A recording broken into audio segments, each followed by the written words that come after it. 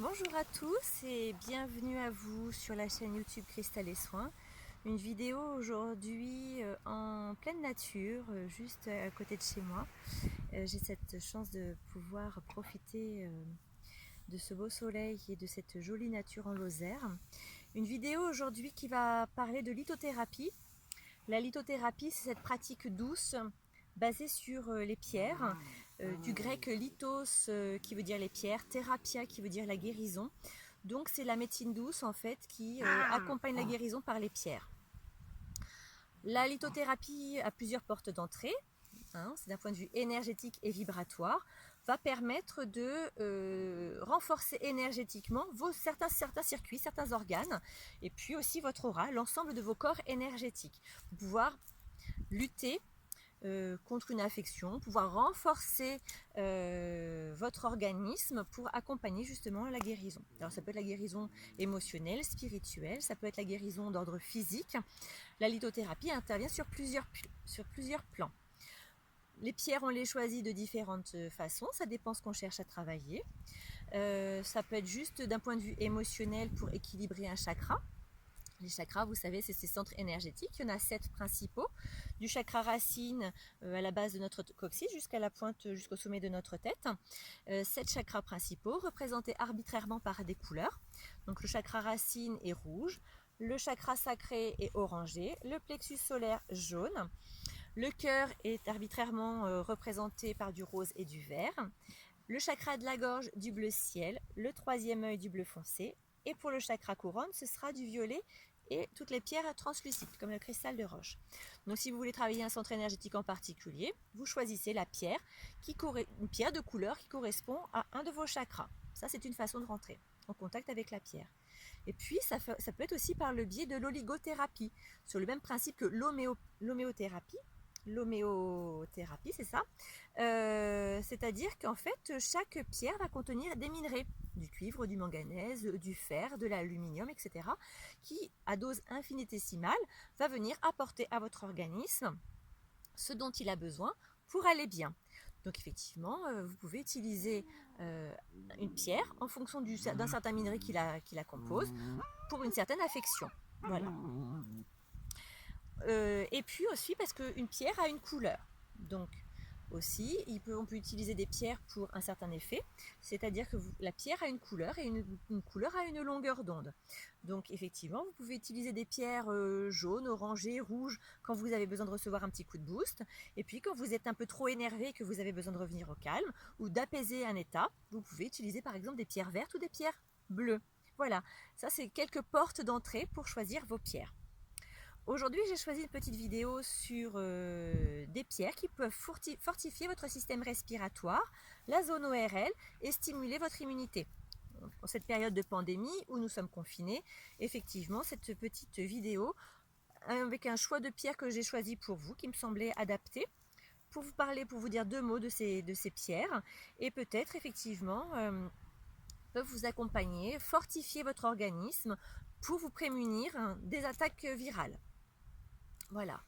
Donc, ça c'est un choix qui n'engage que moi, évidemment, de pierres qui me parlent davantage et que j'ai choisi de vous transmettre aujourd'hui. Donc, pour commencer, j'ai choisi de vous parler du quartz rutile. Alors, le quartz rutile, vous allez voir. Le quartz rutile, c'est une variété de cristal de roche et il contient à l'intérieur des petits filaments de rutile. Le rutile, c'est un dioxyde de titane. On peut l'appeler aussi le cheveu d'ange, le cheveu de Vénus, pardon. Là, on les voit, les inclusions de titane. Voilà. Alors, le quartz rutile a cette particularité qu'en fait, il fortifie l'aura. Donc, c'est une pierre qui va fortifier tous vos corps énergétiques, qui va harmoniser, effectivement. Par les temps qui courent, c'est important. C'est une pierre qui apporte force, volonté, résistance et gaieté. C'est un excellent soutien du système respiratoire et à l'oxygénation du sang. Et puis, effectivement, d'un point de vue émotionnel, c'est une pierre excellente contre l'épuisement émotionnel. Donc, effectivement, avec ce confinement, peut-être l'énervement, la peur, la fatigue, le stress, l'énervement, enfin peut-être j'ai déjà dit, mais voilà. Le quartz rutile permet d'apaiser tous ces états émotionnels. Le quartz rutile va être en très bon binôme avec l'ambre. Alors là, voilà une variété d'ambre. Peut-être vous n'avez pas l'habitude de connaître cette ambre, elle a une forme un peu plus opaque et un peu plus laiteuse. En tout cas, c'est aussi une variété, c'est une résine, hein, donc l'ambre. Ce n'est pas une pierre, donc c'est une résine qui contient des inclusions d'insectes et de végétaux. Donc l'ambre est une pierre énergétiquement très chaleureuse. Alors pour le coup, l'ambre est une pierre plexus solaire, une pierre jaune, une résine jaune. Mais du coup, c'est pour aussi accompagner le plexus solaire, et donc c'est une pierre qui va donner du rayonnement, de la chaleur, qui va donner de la bonne humeur. L'ambre est un antidouleur naturel. Peut-être l'avez-vous déjà utilisé pour lutter contre les douleurs dentaires chez les petits, pour les rhumatismes chez certaines personnes, pour les douleurs articulaires. Hein. L'ambre est un antidouleur naturel et donc va pouvoir accompagner aussi eh bien, certains maux. D'un point de vue émotionnel, elle permet de purifier les énergies grâce à son éclat très solaire. Vous voyez, ce jaune, on dirait presque un soleil. Ça participe au déblocage de certains chakras et aide à lutter contre la dépression. Voilà. Donc là, c'est vraiment pour travailler sur la sphère émotionnelle et sur l'ensemble de vos corps énergétiques. J'ai choisi ensuite de vous parler d'une pierre qui s'appelle la chrysocole. Alors, je vous l'ai dit tout à l'heure, la porte d'entrée pour parler aussi de certaines pierres, c'est sur le principe de l'oligothérapie. Et ben, la chrysocole contient beaucoup de cuivre, ce qui en fait un anti-inflammatoire naturel et un antiviral. Peut-être on peut la confondre parfois avec la turquoise, hein, vous voyez, à la fois bleu turquoise, à la fois un peu verte. Portée en pendentif, elle sera idéale là sur votre chakra de la gorge. En pendentif, elle serait parfaite à la fois pour nourrir le chakra de la gorge et à la fois pour le chakra du cœur. La chrysocole donc contient beaucoup de cuivre, anti-infectieux naturel, et apporte une résistance au corps et aide à lutter contre, stimule l'immunité, donc aide à lutter contre toutes les infections, notamment respiratoires. Voilà, est très riche en cuivre.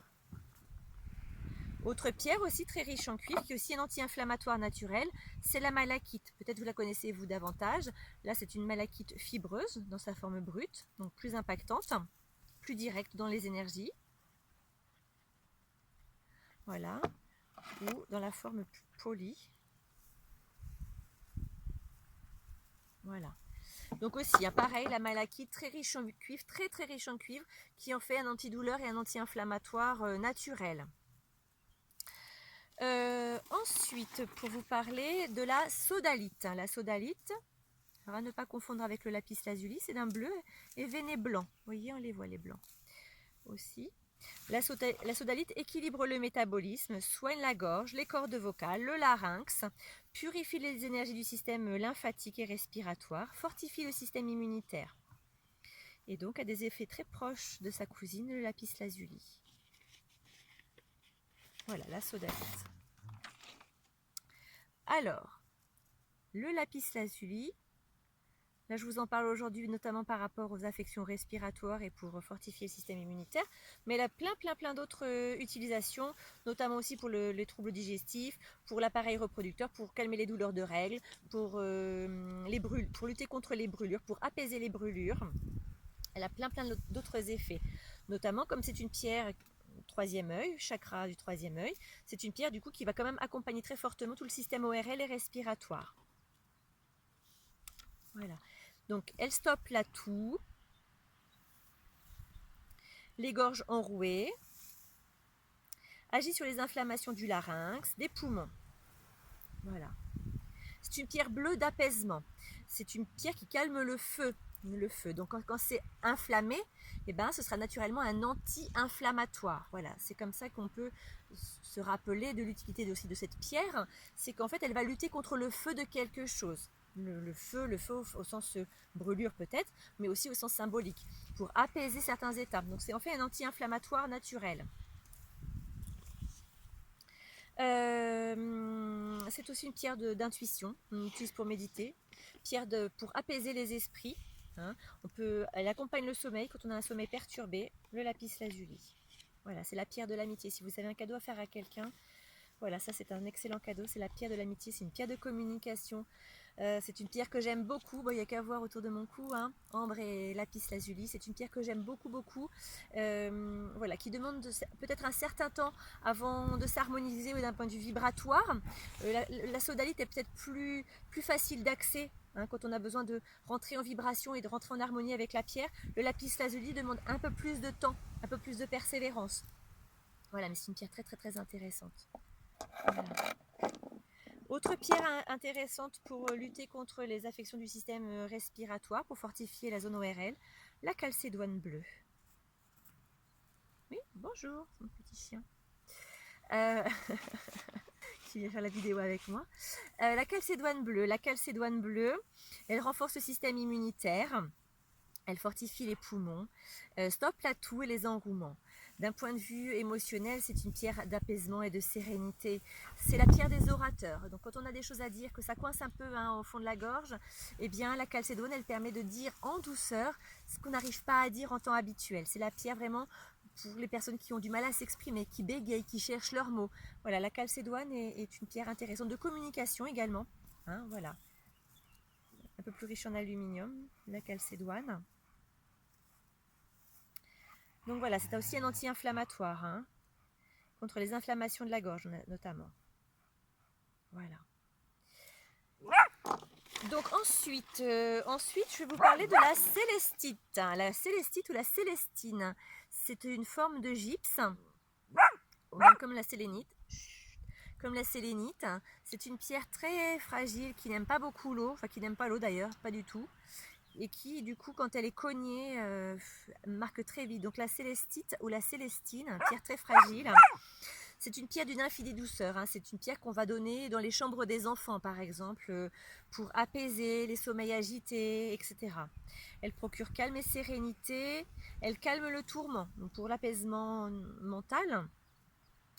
Elle ouvre la guérison du chakra de la gorge. C'est une pierre bleu ciel, hein, et donc elle agit et fortifie aussi les énergies de la cage thoracique, donc toute la zone pulmonaire. Donc voilà pour la célestite. Autre pierre intéressante, l'aigue marine. Alors l'aigue marine, la voici. Elle est un peu plus verte. Différent, c'est pas du jade, hein, c'est vraiment une autre forme de pierre, un peu marbrée à l'intérieur. L'aigue marine équilibre les émotions, agit sur les peurs et les colères, équilibre le système nerveux, régule les systèmes, fortifie le système immunitaire et toutes les maladies auto-immunes. C'est une pierre particulièrement efficace pour renforcer les énergies du système respiratoire et en ce moment très efficace pour lutter contre les allergies. En avril, on a commencé les allergies du bouleau et de tous les conifères, et donc effectivement vous pouvez accompagner et aider votre organisme à lutter contre les allergies, en plus si vous avez un traitement médicamenteux évidemment, mais d'un point de vue énergétique, en plus renforcer votre organisme avec les pierres. Vous pouvez utiliser une aigue marine au niveau de la gorge et en binôme avec la chrysocolle que vous pourrez porter sur votre troisième œil. C'est un binôme qui fonctionne très très bien pour justement travailler et accompagner, aider votre organisme à lutter contre les allergies. Voilà. Donc voilà la petite présentation de pierres que je vous ai choisies pour travailler et équilibrer tout le système respiratoire et immunitaire. Et j'avais aussi envie de vous parler de certaines pierres roses. Pourquoi? Parce qu'effectivement, d'un point de vue émotionnel, les pierres roses, elles vont calmer le chakra du cœur. Effectivement, avec tous ces tourments, etc., ça peut nous malmener, nous renvoyer à des peurs, à des inquiétudes, etc. Donc, besoin de revenir au calme.